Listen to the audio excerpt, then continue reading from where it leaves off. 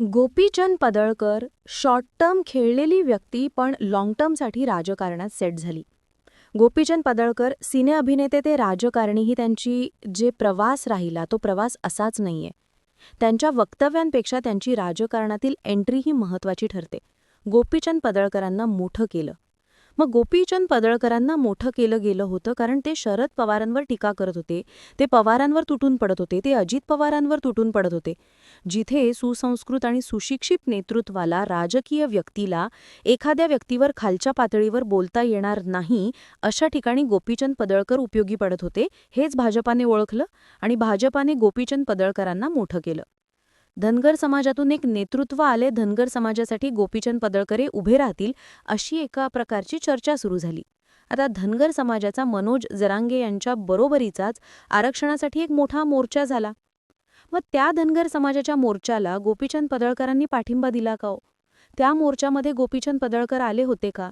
हे दोनही प्रश्न गोपीचंद पडळकर यांना शॉर्ट टर्म राजकारणात खेळण्यासाठी भाजपानं ताकद दिली होती का, असा प्रश्न तयार होतो. कारण तेच गोपीचंद पडळकर आता भाजपला जड चाललेत. गोपीचंद पडळकरांनी केलेल्या कोणत्याही स्टेटमेंटला कधीही समर्थन दिलं जात नाही. गोपीचंद पडळकर यांच्याबाबत बोलताना सत्ताधारी नेतेसुद्धा गोपीचंद पडळकरांना पाठीशी घालत नाही, पण तरीही गोपीचंद पडळकरांची गरज भासते किंवा गरज नसताना त्यांना बाजूलाही आत्ताच्या घडीला भाजपला करता येत नाहीये. का, समजून घेण्यासाठी हा अख्खा व्हिडिओ बघा. पडळकरांमुळे किती मोठं राजकारण होऊ शकतंय आणि त्याचा नेमकं कुठे कुठे कनेक्शन जुळते ते समजून घेण्यासाठी अगोदर पवार सोडून गोपीचंद पडळकरांचा ट्रॅक जयंत पाटलांकडे का आला हे समजून घेणं गरजेचं बनतं. विधान भवनातील वादानंतर काही दिवसांपासून पडळकर चर्चेत नव्हते. आता सगळ्या चॅनलवर तेच लोक बोलतील, चर्चा करतील, टीका करतील, पण लक्षात तर ठेवतील. राजकारणात रिलेव्हन्स ठेवणं फार महत्त्वाचं असतं. पडळकर पुन्हा पुन्हा ते सिद्ध करू पाहतायत. बडबडीचा फायदा की तोटा, दोनही पडळकरांनाच. बडबडीचा राजकीय फायदा तर झालाच, पण तोटाही होणार आहे. भाजपामध्ये विकासासाठी आणि प्रगतीसाठी आवश्यक असणारा प्रगल्भतेचा चेहरा हा शिक्का त्यांच्यावर कधीच बसणार नाही. कायमच त्यांना वादग्रस्त म्हणूनच ओळखलं जाईल. त्यांचे अंतर्गत विरोधक याचा फायदा करून घेऊही शकतात. एकूणच आपण काहीही म्हणत असलो तरी आत्ताचा ॲटिट्यूड बघता पडळकर बोलायचं थांबतील असं वाटत नाही आणि त्यांना खरंच कंट्रोल करण्याचं काम भाजपाही करणार नाही. ठाकरेंविरोधात राणे, पवारांविरोधात पडळकर हे भाजपचं शस्त्र आणि त्यांना ते पूर्ण नेस्तानाबूत करण्याची राजकीय चूक ते कधीच करणार नाहीत. इतकंच नेच पडळकर धनगर समाजातून येतात. तिथे त्यांना आजही नेतृत्व व्हायला लढावं लागतं. त्या तुलनेत जयंत पाटील यांचा प्रवास हा खूप सोपा होता. त्यांना राजारामबापू पाटील यांची लिगसी होती, जोडीला माणसं होते, संस्था होत्या. पण पडळकरांना पडळवाडीसारख्या छोट्याशा गावातून शून्यातून सुरुवात करावी लागली. अशावेळी वर्षानुवर्ष सांगली जिल्ह्यावर एका हाती वर्चस्व राखणाऱ्या पाटील किंवा इतर मातब्बर नेत्यांना थेट टार्गेट करण्याशिवाय पर्यायही पडळकरांसमोर नव्हता. पडळकरांनी असं केलं नसतं तर त्यांना भाजपाने आणि धनगर समाजानेही उभं केलं नसतं. त्यामुळे टीका करूनच, आक्रमक बाणा दाखवून, वादग्रस्त वक्तव्य करून पडळकर पुढे आले, मोठे झाले आणि आमदार झाले. पण प्रश्न येतो की जयंत पाटीलच टार्गेटवर का? शरद पवारांनंतर पडळकरांचा ट्रॅक जयंत पाटलांकडे का आला?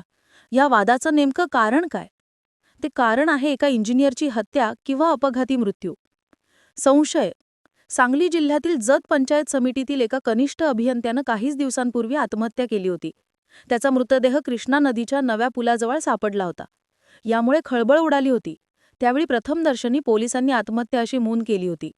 त्या अभियंत्याचं नाव अवधूत वडार असे होते. मात्र वडार यांनी आत्महत्या केली नसून त्यांचा घातपात झाल्याचा आरोप नातेवाईकांकडून करण्यात आला होता. तसंच वडार यांच्यावर एका राजकीय नेत्याचा पीए आणि अधिकाऱ्यांचा दबाव होता, असाही दावा केला गेला. तर जोपर्यंत संबंधितांवरती कारवाई होणार नाही तोपर्यंत मृतदेह ताब्यात घेणार नाही, असा पवित्रा घेतला गेला होता. पण पोलिसांनी समजूत काढल्यानंतर हे प्रकरण शांत झालं होतं. अवधूत वडार यांची बहीण रवीना वडार यांनी सांगली शहर पोलीस ठाण्यात जाऊन विद्यमान आमदार आणि त्यांचे स्वीय सहाय्यक, जिल्हा परिषदेचे माजी सदस्य आणि पंचायत समितीतील अधिकाऱ्यांच्या नावाने अनेक असे आरोप केले होते. अवधूत यांना टेंडरची बिलं काढण्यासाठी पीए आणि जिल्हा परिषद सदस्यांनी वारंवार त्रास दिला होता. विद्यमान आमदार यांनी अवधूतला त्यांच्या कार्यालयात नेऊन दमदाटी देखील केल्याचा दावा ही बहीण रवीना वडार यांना केला होता. याच मानसिक छळाला कंटाळून अवधूत यांनी आत्महत्या केल्याचा आरोप झाला होता. तसंच या सर्वांविरोधात गुन्हा दाखल न झाल्यास वडार कुटुंबाने आत्मदहनाचा इशारा सुद्धा दिला होता. याच आरोपांच्या मागे जयंत पाटीलांचा हात असून तेच वडार कुटुंबाला फूस लावत आहेत असा संशय पडळकरांना, कारण वडार पडळकर यांच्या मतदारसंघात काम करत होते. तर ते मूळचे इस्लामपूर मतदारसंघातील आहेत. यातूनच आता राष्ट्रवादीचे माजी आमदार विलासराव जगताप यांनीही पडळकरांच्या चौकशीची मागणी केली. तसेच काँग्रेसचे माजी आमदार विक्रम सावंत यांनी देखील आजच्या मोर्चात पडळकरांना घेरण्याचा प्रयत्न केला. यावेळी सांगलीतील राजकीय वातावरण ढवळून निघालं असून हा संघर्ष इंजिनियरच्या मृत्यूवरूनच उफळायची चर्चा सुरू झाली. जयंत पाटलांना म्हणण्यापेक्षा गोपीचंद पडळकरांना जयंत पाटलांचा राग का? गोपीचंद पडळकर म्हणतात हे मला गोप्या म्हणतात, हे मला मंगळसूत्र चोर म्हणतात, हे मला खालच्या पातळीची भाषा वापरतात, मग तेव्हा तुम्हाला दिसत नाही का? मुळात प्रश्न असा तयार झालाय की सांगलीतील लोकांपेक्षा पडळकरांच्या समर्थकांचं म्हणणं असं आहे की आम्हाला जयंत पाटलांनी खूप त्रास दिलाय. आता हाच त्रास जो आहे, हा त्रास कशा पद्धतीने संधीत बदलायचं ह्यावरती गोपीचंद पडळकर काम करतायत. हे फक्त नावाला बरोबरच्या गोष्टी झाल्या की आम्ही गोपीचंद पडळकरांना दाबण्याचा प्रयत्न करतोय. मात्र गोपीचंद पडळकरांना दाबण्याचा प्रयत्न करत असले तरी गोपीचंद पडळकर आता दाबत नाहीयेत, कारण भेटत चाललेली प्रसिद्धी गोपीचंद पडळकरांचे एवढंच आहे सध्या. बदनाम होय तो क्या हुआ, नाम होना चाहिए. आणि सध्या बदनाम जरी गोपीचंद पडळकर होत असली तरी चर्चा त्यांची तितकीच आहे, प्रसिद्धी त्यांची तितकीच आहे. आणि जसं मी म्हटलं, जिथे एखाद्या सुसंस्कृत आणि सुशील चेहऱ्याला एखाद्या राजकीय नेत्यावरती टीका टिप्पणी करता येत नाही, त्यावेळी गोपीचंद पडळकरांसारखे वादग्रस्त नेते पुढे करावे लागतात आणि तरच जे पोटातल्या ते ओठात येऊ शकतं. फक्त त्या नेत्याचं नाही, तर त्याच्यासाठी दुसरी रिप्लेसमेंट ठेवायची आहे. आता शरद पवारांवरती टीका करण्यासाठी गोपीचंद पडळकरांना मोठं केलं गेलं होतं का, हा प्रश्न जसाच्या तसा राहतो. पण आता सगळा भागून गेले. मग आता खरंच गोपीचंद पडळकरांना आवर घालणं शक्य आहे का? की उद्या जाईल हीच सगळी डावाची सगळी पलटी फडणवीसांवरती बसते? सगळ्या भूमिकांकडे आपले लक्ष आहेच. तुम्हाला याबाबत काय वाटतंय कमेंट सेक्शनमध्ये जरूर व्यक्त व्हा. अशाच माहितीपूर्ण व्हिडिओसाठी आपलं चॅनल आजचा आवाज आवर्जून सबस्क्राईब करा. जय महाराष्ट्र.